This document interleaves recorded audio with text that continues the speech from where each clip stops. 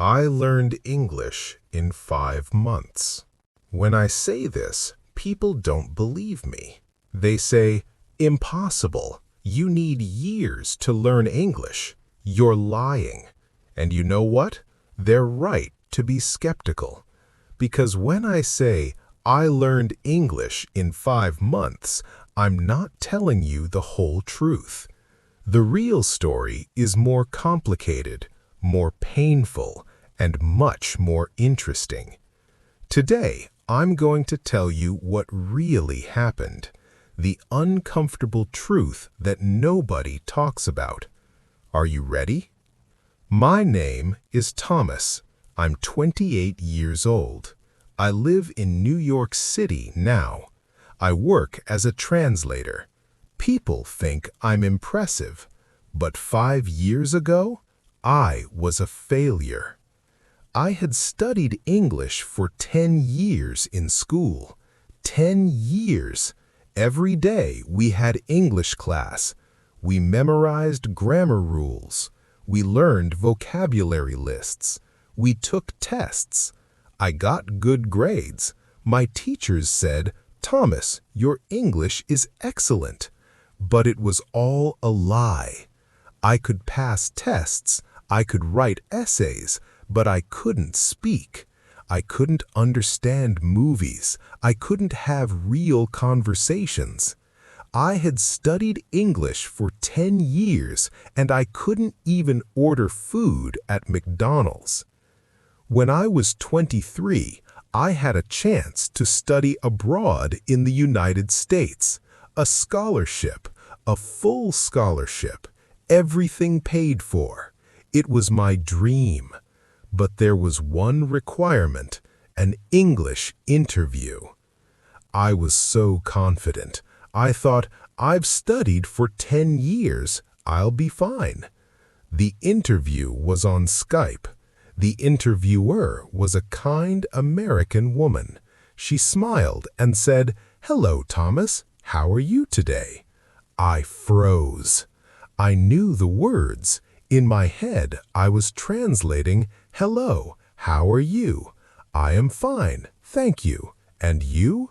But by the time I finished translating in my head, she had already asked another question. I panicked. I started sweating. My mind went completely blank. I failed the interview. I lost the scholarship. That night, I cried for hours. I felt so stupid, so worthless. 10 years of study, and I had nothing to show for it. After that failure, I gave up on English for a while. I thought, maybe it's just not for me. Maybe I don't have the talent. But deep inside, I was angry. Not at English, at myself. I had wasted 10 years using the wrong method. So I made a decision, a crazy decision. I quit my job, I sold everything I owned, and I bought a one-way ticket to a small town in England.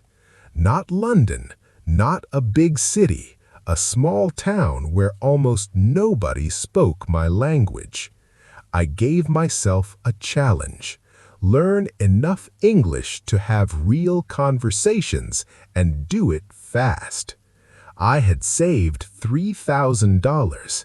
That money had to last me 6 months. If I failed, I would have to go back home with nothing. Everyone said I was crazy. My parents said, "Thomas, this is stupid. Just take an online course." But I didn't listen. I knew I needed something extreme, something that would force me to change. This is the story of those 5 months. It's not pretty, it's not easy, but it's real. Month 1. The darkness. The first month was hell. I arrived in England on a cold October day. I had rented a tiny room in a shared house. 3 other people lived there, 2 students from Poland and 1 retired British woman named Margaret. On my first day, Margaret knocked on my door. She was friendly. She talked to me. I understood maybe 10% of what she said. Maybe. She spoke fast. She used words I had never learned in school. She had an accent I couldn't recognize. I just smiled and nodded. I had no idea what she was saying. That first week, I barely left my room. I was terrified. Every time I tried to speak, people looked confused. They asked me to repeat. I felt humiliated. I couldn't understand TV. I couldn't understand radio. Even children's cartoons were too difficult. I thought, I made a terrible mistake. I'm going to fail again. But I had no choice.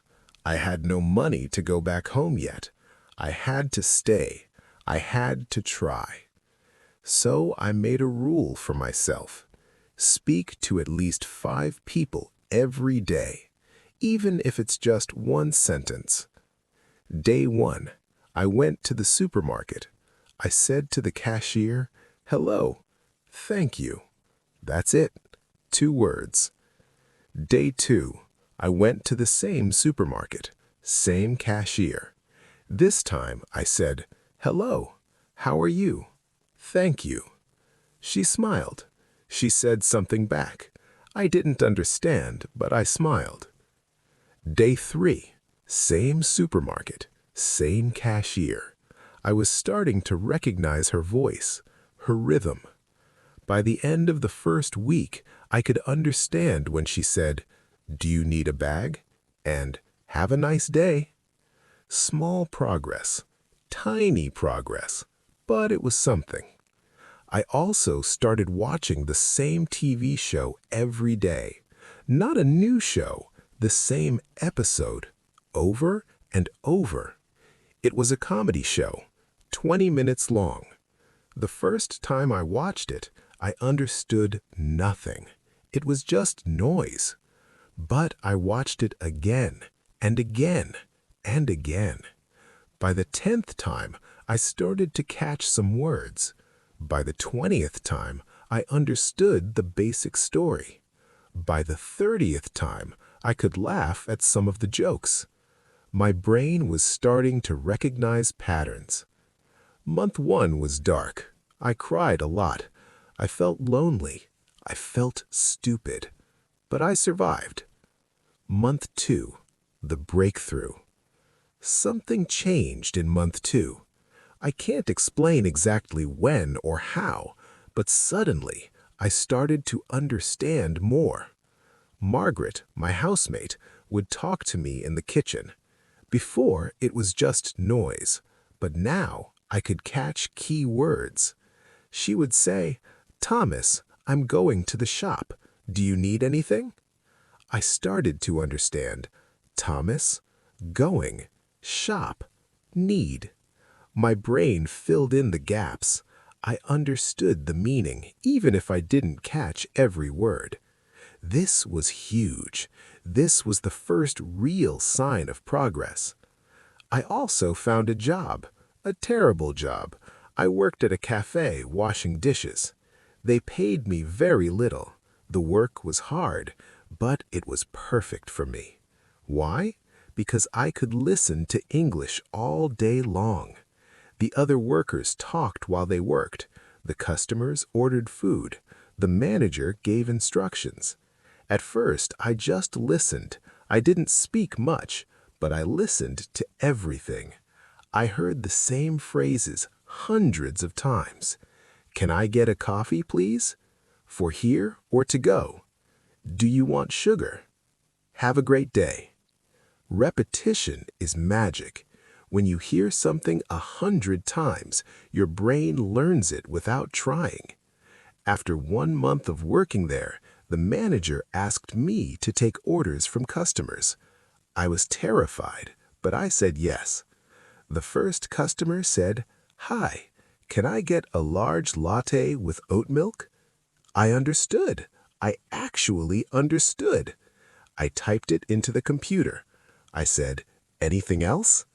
The customer smiled. She said, "No, that's all. Thanks." I did it. I had a real interaction in English. That night I felt so proud. It was a small thing, but to me it was everything. By the end of month 2, I could understand simple conversations, order food and buy things in shops, follow the main idea of TV shows, have very basic conversations with my housemates.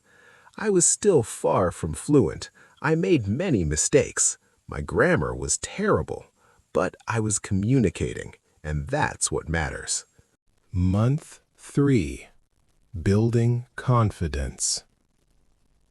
Month 3 was when things became fun. My housemate, Margaret, invited me to her church.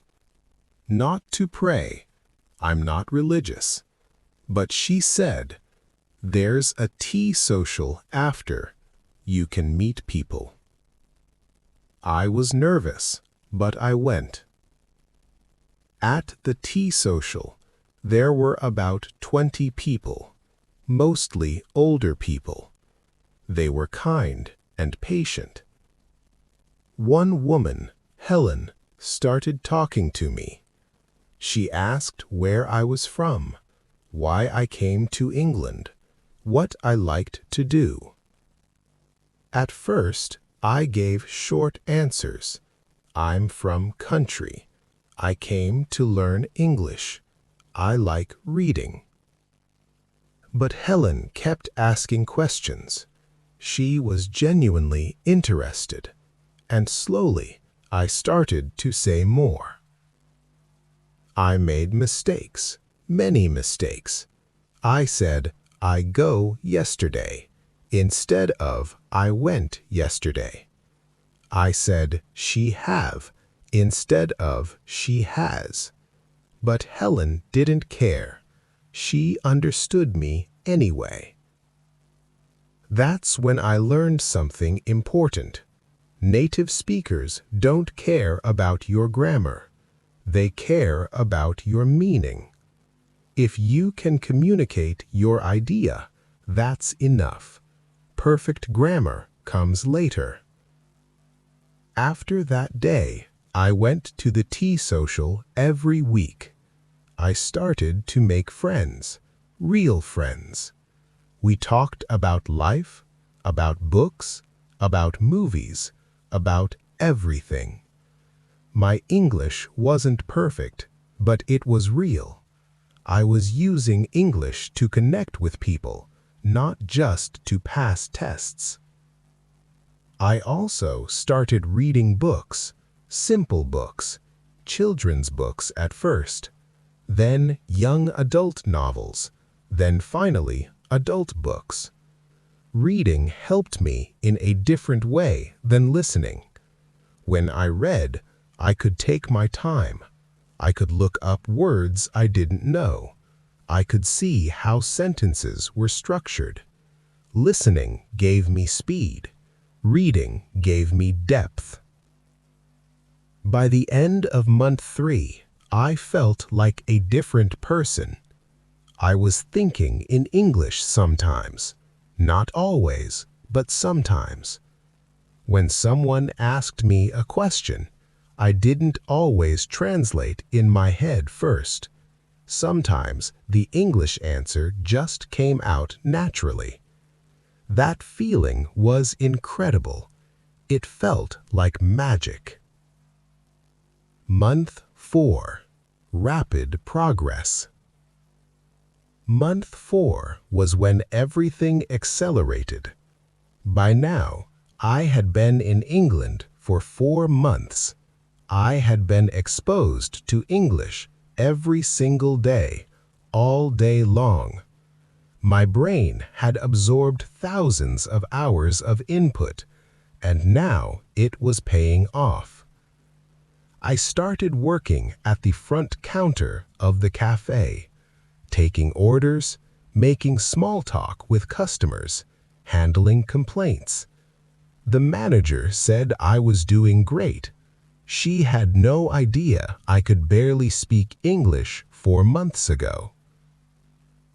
I also started having deeper conversations with my friends from church. We didn't just talk about the weather anymore. We talked about politics, philosophy, our dreams, our fears. I still made mistakes, but I wasn't afraid of mistakes anymore. Mistakes were just part of the process. One day, Margaret asked me, "Thomas, how did you improve so fast? When you arrived, you could barely speak. Now you're almost fluent." I thought about it, and I realized I did 3 things right. First, I immersed myself completely.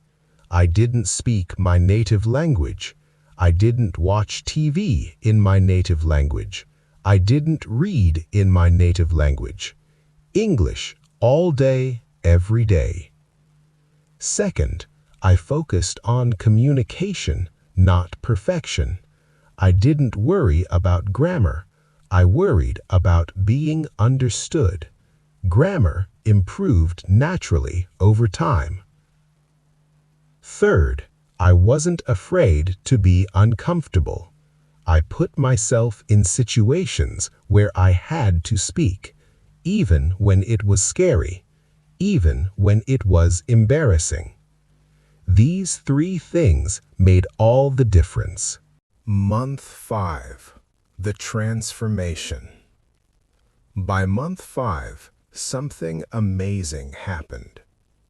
I stopped thinking of myself as a beginner. I started thinking of myself as an English speaker who is still learning. That mental shift was huge. I applied for a job as a translator, not a professional translator. I wasn't qualified yet, but a translator for a small community organization. They needed someone who spoke English and my native language. They didn't need perfection. They needed someone who could bridge the gap. I got the job. And you know what?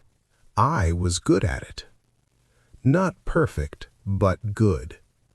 That job gave me even more practice.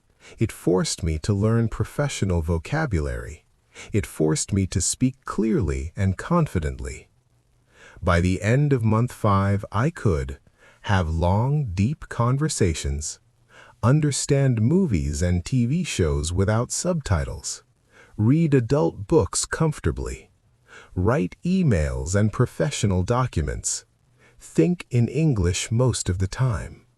Was I fluent? No, not yet. I still had an accent. I still made mistakes. I still had to ask people to repeat things sometimes. But I could communicate. I could express myself. I could live my life in English. And that's what learning English in 5 months really means. So, did I really learn English in 5 months? Yes and no. Yes, because in 5 months, I went from barely speaking to being able to work, make friends, and live my life in English. No, because I'm still learning. 5 years later, I'm still learning. I learn new words every week. I still make mistakes sometimes. Language learning doesn't have an end point. You don't wake up one day and think, "I'm done. I've learned English completely." Instead, you reach different levels, and each level opens new doors. Here's the uncomfortable truth that nobody tells you. 1. You can't learn English from your home country. Not really. You can learn to pass tests, you can learn grammar rules, but you can't become fluent without massive daily input. You need to hear English for hours every day, not 1 hour, not 2 hours, hours and hours. 2. Classroom learning is almost useless for speaking. Classes are good for learning structure, but speaking comes from practice, Real practice with real people in real situations. 3. You will suffer. You will feel stupid. You will want to quit. There's no easy way, no magic method, no secret trick. The only way is through discomfort, through embarrassment, through making mistakes in front of people. 4. 5 months of immersion is worth 5 years of traditional study. When I say I learned English in 5 months, I don't mean 5 months of classes. I mean 5 months of living in English, every moment of every day. If you can't move to an English-speaking country, you need to create immersion at home. Change your phone to English. Watch only English TV. Read only English books. Think in English. Make English your life, not just your hobby. 5. You don't need to be perfect to be successful. I work as a translator now. I'm not perfect, but I'm good enough. Good enough is enough. Don't wait until you're fluent to use English. Use English to become fluent. So, what can you learn from my story? First, traditional study doesn't work for fluency. If you want to pass tests, study grammar. If you want to speak, practice speaking. Second, immersion is everything. You need massive amounts of input, hours and hours every single day. Third, embrace discomfort. The fastest growth happens outside your comfort zone. You must be willing to feel stupid. Fourth, focus on communication, not perfection. Your goal is to be understood, not to be perfect. Fifth, there is no finish line. You will always be learning. That's okay. That's beautiful. Enjoy the journey. And finally, you can do this. I was no one special. I wasn't talented. I wasn't gifted with languages. I was just desperate enough to try something extreme. If I can do it, you can do it. Maybe not in 5 months. Maybe it takes you 6 months, or 8 months, or a year, but you can do it. If this story inspired you, if it gave you hope, if it showed you what's possible, then subscribe to this channel. Tomorrow, I'll share another story. This one is about David. He failed English class 5 times. 5 times. But today, he teaches English at a university. How? What changed? Find out tomorrow. Until then, remember, you don't need years. You need intensity. You need immersion. You need courage. Stop making excuses. Start making progress. See you tomorrow.